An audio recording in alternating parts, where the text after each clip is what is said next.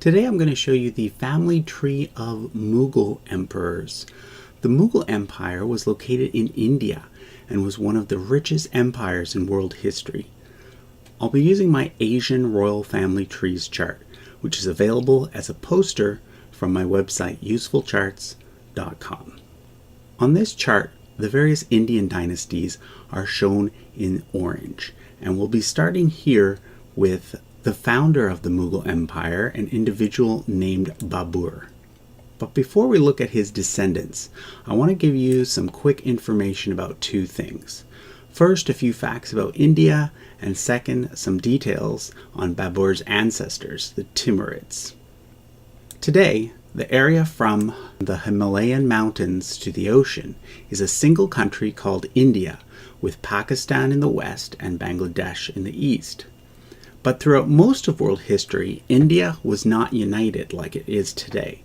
Rather, it consisted of a bunch of smaller kingdoms and principalities. Prior to modern times, it was really only ever united twice.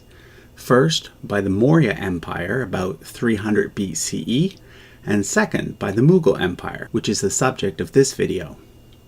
So for example, if we go back to the late 700s CE, which is about the same time as Charlemagne, we find that there was a tripartite struggle in India. There was the Gujara Pratihara dynasty in the northwest, the Pala dynasty in the northeast, and the Rashtrakuta dynasty in the south. These two dynasties were Hindu, and this one was Buddhist. Later, the dominant power in India was the Muslim Delhi Sultanate, which was ruled by several different dynasties before eventually being conquered by Babur. Now, Babur was not originally from India. He was a direct male line descendant of a very famous individual named Timur the Lame, or Tamerlane. He's called the Lame because he had a weak leg. Timur came from an area which is part of Uzbekistan, way up here. He built a large empire that included all of Persia. So although Timur himself had a Turkish-Mongol background, his empire was culturally Persian, and this is why the Mughal Empire was strongly influenced by Persian culture as well. So Babur was a direct descendant of Timur on his father's side. But on his mother's side, he's a descendant from another famous individual. If we follow this line here, we'll see that it leads all the way back to Genghis Khan. So Babur is a descendant of Genghis Khan, also through Genghis Khan's second son, Chagatai. And this is why the Europeans called his empire the Mughal Empire, Mughal being based on the word Mongol. So Babur conquered Delhi in 1526. He was followed by his son Humayun, and during the reign of Humayun, the Sur dynasty took control for some time, but Humayun managed to reclaim power, and the empire therefore passed to his son Akbar. Now, Akbar is generally considered to be the greatest of the Mughal emperors. He's sometimes called Akbar the Great, which is silly because the name Akbar itself means great, so he's Great the Great. Anyway, one of the things that made Akbar so great was that he promoted diversity and encouraged Muslims and Hindus to live peacefully side by side. During his reign, art and culture flourished, and the empire also became very rich economically. He was succeeded by his son Jahangir, who continued to expand the empire and whose name means conqueror of the world. But he is perhaps best remembered for his relationships with two particular women. The first woman, Narkali, is the subject of many legends and stories, most of which are probably fictional. According to the legend, she had an illicit affair with Jahangir when Akbar was still emperor, and when Akbar found out, he had her enclosed in a wall where she died. The second woman, who some believe is actually the same woman, is Nur Jahan. She definitely was a real historical person. She was a widow who became one of Jahangir's many wives, and as his favorite, ended up wielding great power behind the scenes. Her daughter married one of Jahangir's sons, and she supported that son in claiming the throne after Jahangir's death. But that attempt failed, and another son, Shah Jahan, became emperor.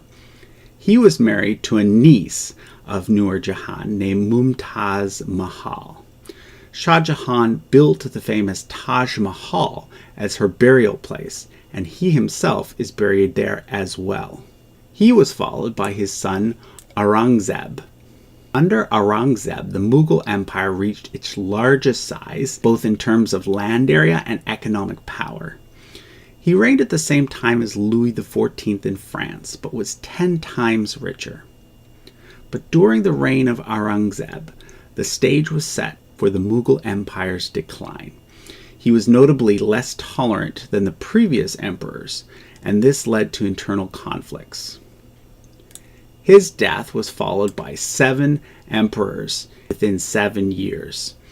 The first was Azum Shah, son of Aurangzeb and a member of the Persian royal family. He built a tomb for his mother that looks very similar to the Taj Mahal. He was quickly succeeded by his brother, Bahadur Shah I. Bahadur Shah I was succeeded by his son and then several grandsons. During this time, 2 individuals known as the Sayyid brothers were the real power behind the throne. Eventually we get Muhammad Shah and things settle down a bit. But by this point, the Mughal Empire was in decline. Several European powers had established settlements in India and were starting to exert control. In addition to this, a rival Hindu empire known as the Maratha Empire had taken control of much territory. After Muhammad Shah, the throne passed to his son, but then over to a different branch of the family. And by the time we get to Shah Alam II, Mughal emperors were more like figureheads. During the reign of Akbar II, the British defeated the Maratha Empire and became the dominant power in India. For centuries, Britain had been operating in India as a commercial enterprise called the East India Company, but this changed in the 19th century.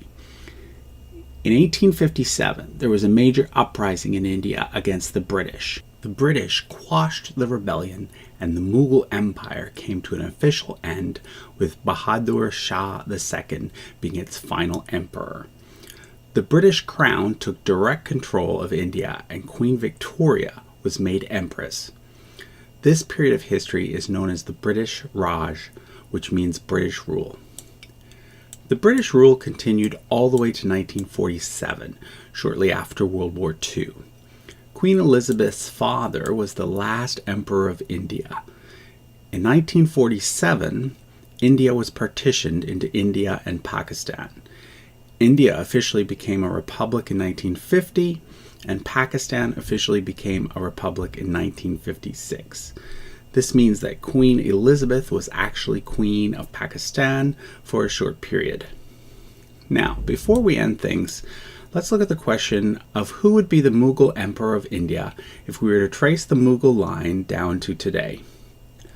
Up until 1975, the answer was this man, Khurshid Jah Bahadur. When he died, his eldest son became heir. His name is Javad Jah Bahadur, but I wasn't able to find a photo of him.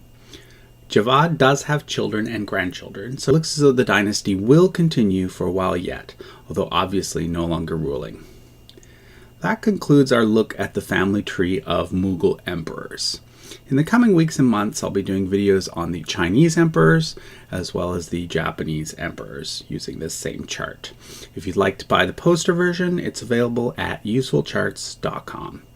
Unfortunately, I do not sell it or make it available in an electronic format, but you can see lots of close-up areas of the chart by viewing the various videos on this channel.